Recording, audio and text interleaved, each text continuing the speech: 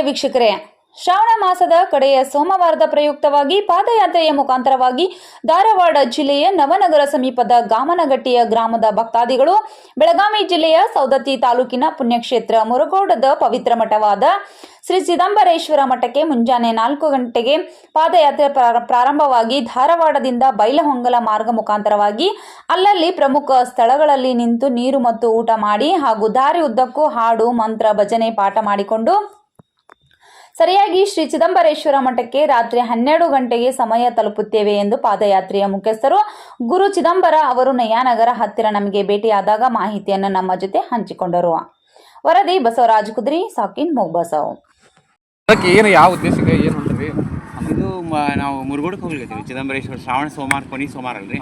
ಕೊನೆ ಸೋಮವಾರ ಹೋಗಿ ಅಲ್ಲಿ ಅಭಿಷೇಕ ಮಾಡಿ ಅಲ್ಲಿ ಸಾಯಂಕಾಲ ಪಾಲ್ಕಿ ಸೇವೆ ಆಗ್ತದೆ, ಅದನ್ನ ಅಟೆಂಡ್ ಮಾಡಿ ವಾಪಸ್ ಬರ್ತೀವಿ. ಎಷ್ಟು ವರ್ಷ ಆಯ್ತು ನೀವು?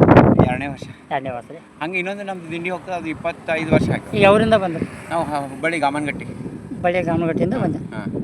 3 ಬಸ್ತಿ ರೀ. ಹಾಂ.